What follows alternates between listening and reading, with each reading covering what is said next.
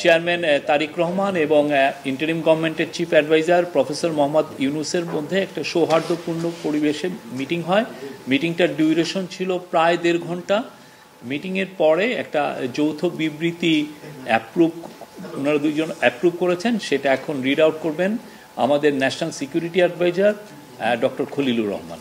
মাননীয় প্রধান উপদেষ্টা এবং বিএনপির ভারপ্রাপ্ত চেয়ারম্যান দুজনের অনুমোদিত যৌথ বিবৃতিটি আমি পাঠ করে শোনাচ্ছি। আজ বিএনপির ভারপ্রাপ্ত চেয়ারপারসন জনাব তারেক রহমান লন্ডনে সফররত প্রধান উপদেষ্টা প্রফেসর ডক্টর মোহাম্মদ ইউনুসের সাথে সাক্ষাৎ করেন। অত্যন্ত সৌহার্দ্যমূলক পরিবেশে তাদের বৈঠক অনুষ্ঠিত হয়। জনাব তারেক রহমান প্রধান উপদেষ্টার কাছে আগামী বছরের রমজানের আগে নির্বাচন আয়োজনের প্রস্তাব করেন। দলের চেয়ারপারসন বেগম খালেদা জিয়াও মনে করেন ওই সময় নির্বাচন অনুষ্ঠিত হলে ভালো হয়। প্রধান উপদেষ্টা বলেন যে তিনি আগামী বছর এপ্রিলের প্রথমার্ধের মধ্যে নির্বাচন অনুষ্ঠানের ঘোষণা দিয়েছেন। সকল প্রস্তুতি সম্পন্ন করা গেলে 2026 সালের রমজান শুরু হওয়ার আগের সপ্তাহেও নির্বাচন আয়োজন করা যেতে পারে। সেক্ষেত্রে সেই সময়ের মধ্যে সংস্কার ও বিচারের বিষয়ে পর্যাপ্ত অগ্রগতি অর্জন করা প্রয়োজন হবে। জনাব তারেক রহমান প্রধান উপদেষ্টার এই অবস্থানকে স্বাগত জানান এবং দলের পক্ষ থেকে তাকে ধন্যবাদ জ্ঞাপন করেন। প্রধান উপদেষ্টাও জনাব তারেক রহমানকে ফলপ্রসূ আলোচনার জন্য ধন্যবাদ জানান। আপনাদের সবাইকে ধন্যবাদ। আমরা 7টা কোশ্চেন নিব। আপনারা কোশ্চেনগুলো করবেন হচ্ছে আমাদের national security adviser doctor Khalilur Rahman এবং বিএনপির স্ট্যান্ডিং কমিটির মেম্বার আমির খসরু মাহমুদ চৌধুরী। প্লিজ। আমার একটা প্রশ্ন, জুলাই সনদ নিয়ে কোনো কথা হয়েছে কি আজকের বৈঠকে? না, জুলাই সনদ নিয়ে তো অলরেডি আলোচনা চলছে দেশে, এবং এই ব্যাপারে আমাদের মধ্যে অলরেডি সিদ্ধান্ত আছে যে ঐক্যমতের ভিত্তিতে জুলাই সনদ হবে, এবং সংস্কারের ব্যাপারেও একই উত্তর আমাকে দিতে হয় যে ঐক্যমতের পরিপ্রেক্ষিতে আমরা সংস্কার এবং জুলাই সনদ দুটাই করব। সকলের ঐক্যমতের পরিপ্রেক্ষিতে সেটা সিদ্ধান্ত নেওয়া হবে, এবং এটা আমি নিশ্চিত এটা খুব কম সময়ের মধ্যে আমরা সেই সিদ্ধান্ত নিতে পারব।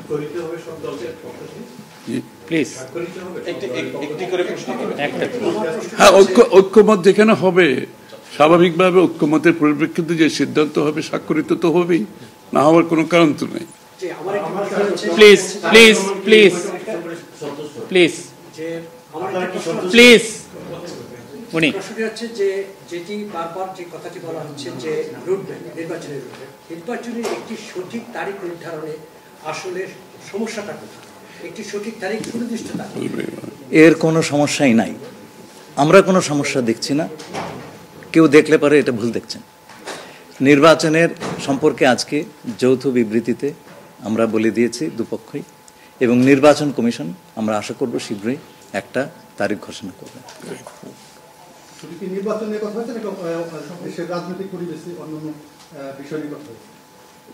সব বিষয়ে আলোচনা তো হবে স্বাভাবিক।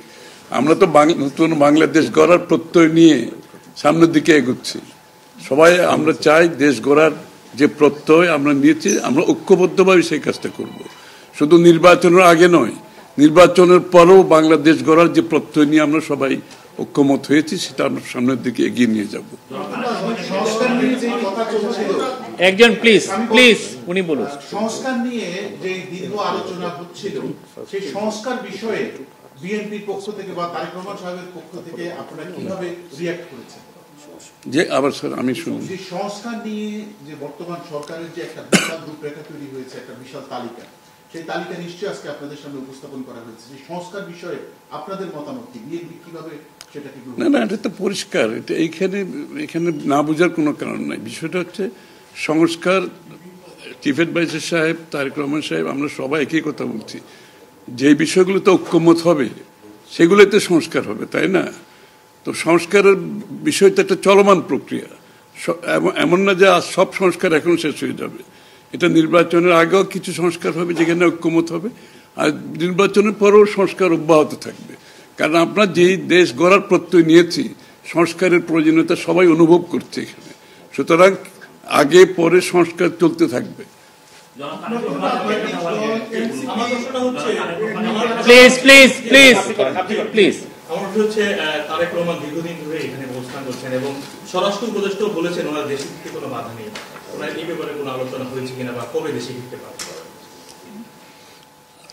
এই ব্যাপারে আলোচনার কোনো প্রয়োজনীয়তা আছে বলে আমরা মনে করি না। তারেক রহমান সাহেব যখনই ইচ্ছা উনি দেশে ফিরে যেতে পারবেন, সুতরাং এটা সিদ্ধান্ত উনি নেবেন সময় মতো। আমি একটা প্রশ্ন করতে চাই। আমার প্রশ্ন আছে যে শেখ হাসিনার যে এই যে হত্যাযজ্ঞ, সেই হত্যাযজ্ঞের যে বিচার প্রক্রিয়া, সেই বিচার প্রক্রিয়ার সাথেও কিন্তু একটা বিষয় জড়িত। তিনি বলেছেন যে তার সময় অর্থাৎ নির্বাচনের আগেই শেখ হাসিনার যে বিচার প্রক্রিয়া তিনি শেষ করতে চান এবং পরবর্তীতে তাকে ফিরিয়ে আনার ব্যাপারে তিনি সিদ্ধান্ত নেবেন। এই ব্যাপারে আলোচনা হয়েছে কিনা, এবং যদি সেটা হয়ে থাকে তাহলে সেটাও এই নির্বাচনের রূপরেখার সাথে এটা কোনো প্রভাব ফেলবে কিনা? যৌথ বিবৃতিতে এর উত্তর দেওয়া আছে। সংস্কার এবং বিচার দুই বিষয়ে পর্যাপ্ত অগ্রগতি কথা বলা হয়েছে এবং আমরা মোটামুটি কনফিডেন্ট যে এই অগ্রগতি আমরা নির্বাচন আগেই দেখতে পাবো, সম্পন্ন করা যাবে। রাজনৈতিক দল এনসিপি নির্বাচন কমিশন সংস্কার ছাড়া নির্বাচনে যাবে না বলে ঘোষণা করেছে। এই ব্যাপারে এখানে আলোচনার কোনো সুযোগ আছে বলে আমি মনে করি না। এটা স্যার বলেন কি হয়েছে? সকল দলের সম্মতিক্রমে নির্বাচনটা অনুষ্ঠিত হবে। আমরা সেরকমই চাচ্ছি। নির্বাচন কমিশন এই নির্বাচন কমিশনের অধীনে নতুন রাজনৈতিক দল নির্বাচনে যাবে না বলছে, এখনো আলোচনা হচ্ছে। এটা ওনাদেরকে জিজ্ঞেস করেন। এটা যার প্রত্যেকটি দলের নিজস্ব মতামত আছে, তবে আমরা সকলকে নিয়ে নির্বাচনটা করতে চাচ্ছি। আচ্ছা, তাহলে কি আমরা বলতে পারি যে এপ্রিলে যে ঘোষিত যে নির্বাচনের রূপরেখা, তাহলে সেখান থেকে সরকার কিছুটা সরে আসতে চাচ্ছে বা আসবে? যৌথ ঘোষণায় এই বিষয়টি সুস্পষ্টই বলা আছে। আপনারা শুনেছেন, যদি সকল কাজ সময় মতো আমরা করতে পারি এবং বিচার ও সংস্কারের ব্যাপারে পর্যাপ্ত অগ্রগতি হয়, তাহলে নিশ্চয়ই সেটা করা যেতে পারে। এখানে আমি একটু অ্যাড করি যে ইয়ের সাথে, যে মিটিংটা প্রথমে আমাদের দুই সাইডের ডেলিগেশনের সাথে হয়েছে এবং পরবর্তীতে 1-to-1 ওনারা দুজনে দীর্ঘ সময় আলোচনা করেছেন। আপনারা কি সন্তুষ্ট কিনা? নিশ্চয়ই সন্তুষ্ট। শুধু আমরা তো বলছি নির্বাচনের আগে নয়, নির্বাচনের পরও দেশ গড়ার ক্ষেত্রে আমরা সবাই একসাথে কাজ করতে হবে, নতুন বাংলাদেশ করতে হবে। আর সন্তুষ্ট না হলে তো যৌথ ঘোষণা আসবার কথা নয়। এখন যে বিচার প্রক্রিয়া চলছে বিগত সরকারের বিভিন্ন, আপনি একবার কোশ্চেন করে দেন প্লিজ। না আর একটা লাস্ট কোশ্চেন নিব, লাস্ট একটা কোশ্চেন নিব। জি, জাতীয় ঐক্যমত্যের সরকার গঠনের বিষয়ে কোনো আলোচনা হয়েছে কি? না, এটা তো নির্বাচন পরবর্তী সিদ্ধান্ত, যারা নির্বাচিত হবে তাদের সিদ্ধান্ত। সুতরাং এখানে তো আলোচনা হওয়ার কিছু নাই। Thank you.